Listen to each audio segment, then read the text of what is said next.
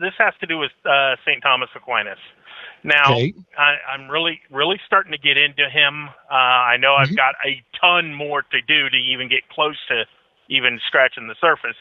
But I was reading something online to where he had been excommunicated, then brought back in and made a saint. And I was wondering if you can comment on how that's possible. And two, I also was reading that, and some Protestants believe that if he was born just a little bit later in life, or in the timeline, that he would have been part of the Reformation and would have sided with Martin Luther. And I was wondering your opinion on that also. I would say that's wishful thinking and totally unsupported by the text. St. Thomas Aquinas indicates that he is a very firm believer in Catholic teaching, and I would say that's wishful thinking. I'm also, in general, not a fan of people trying to imagine what someone would have done if they had been born in a different time, because there's no real way to know that. Like, what would I have done if I had been born in 1700 instead of the mid 1960s, or what would I have done if I had been born in 1813 instead of the mid 1960s, or what would I do differently if I was born in the year 2400? There's no way to answer those questions. So I think they're basically useless, and people are prone to confirmation bias. We know that. It's a known psychological trait where people seek out evidence and that confirms their own preferred views. So what tends to happen is, if you like someone, you want them on your side, and so you would say, oh, if they had just been born in this other circumstance, they would have been on my side, even though they weren't. On the other hand, if you hate someone, let's say Adolf Hitler, and you say, well, what if he was born in the 1700s? Well, he would have been just as bad. Well, you don't know that. People make free will decisions, and you really just cannot predict what someone would do if they were born in a different time. So I view all of this as confirmation bias and wish fulfillment, and useless. When it comes to the excommunication of St. Thomas Aquinas, now, he wasn't excommunicated in his own lifetime. He was excommunicated, but it was after he was dead. He died in the year 1274. And in 1277, the Bishop of Paris issued a series he rejected a bunch of propositions, and these are known as the condemnations of 1277. What had been happening is there had been, due to the translation of the works of Aristotle and various Muslim philosophers like Averroes, for example, Christian theologians who are also philosophers had been interested in all this new literature, and they'd been saying, okay, so what kinds of ideas can we find in this philosophy, whether it's Greek or Muslim, that we can make use of in Catholic thought? Because not everything they believe is compatible with the Catholic faith, but some things are. And Aquinas was one of the leaders in this movement. He had the view that all truth is God's truth, and so it doesn't matter if a truth was articulated by Aristotle or if a truth was articulated by Averroes, it's still a truth, and so it can be used as part of Christian philosophy. And so he, among other members of the faculty at the University of Paris, were exploring ideas, but they didn't always get it right. Sometimes they accepted an idea from Aristotle or the Islamic philosophers that was actually not compatible with the Christian faith.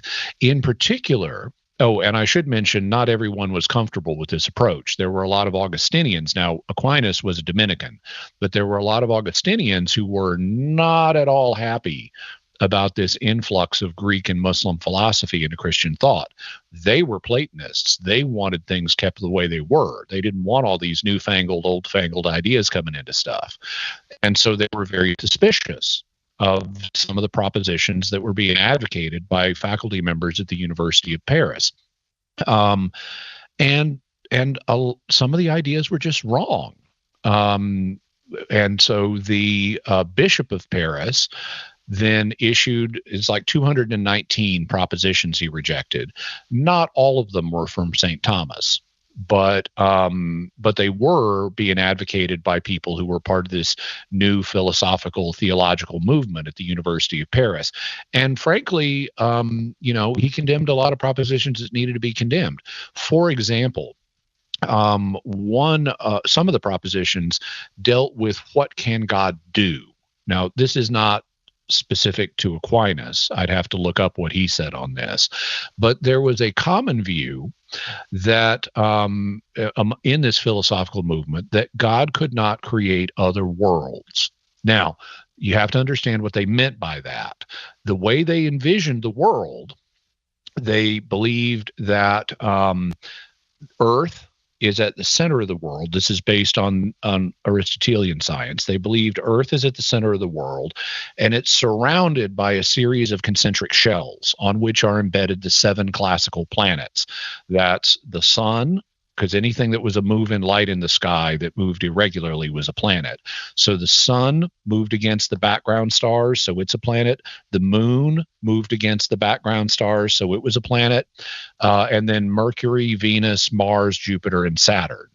And then beyond that was a sphere that the fixed stars, the background stars that make the constellation, that they were on. And so they viewed the universe as a set of concentric spheres that extend out just beyond the orbit of Saturn. And one of the things they noted about what they could observe of the universe is everything up in the sky moves in circles.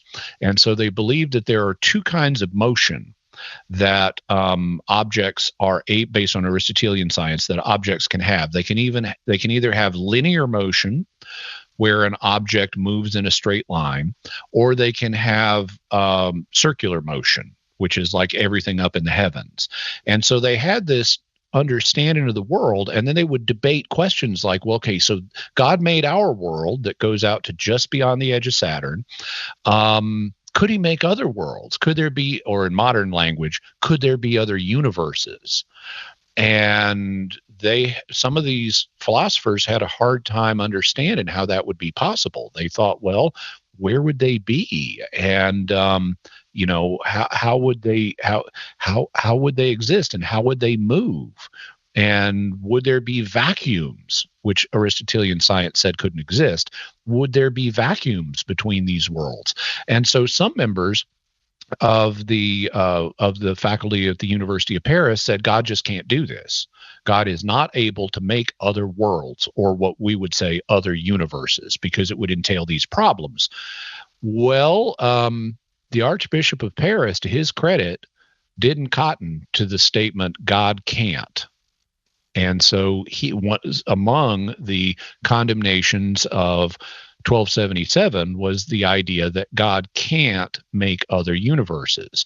And in fact, a running theme in the condemnations of 1277 was protecting God's omnipotence, keeping philosophers from saying God can't do this for reason X, Y, or Z. Now, if there's a logical contradiction involved, like making a square circle or a 4-sided triangle, okay, God can't do that because that's just word salad. That's not a real thing. But unless there's a contradiction, God can make all these other things. And so that was a running theme in the condemnations of 1277. What the bishop was trying to do was protect God's freedom. And actually, the condemnations of 1277 are viewed as an important milestone in the history of science, because by protecting God's ability to do stuff, the condemnations allowed people to think realistically about new possibilities that were not envisioned in Aristotelian science. And so these condemnations actually have a notable place in the history of science.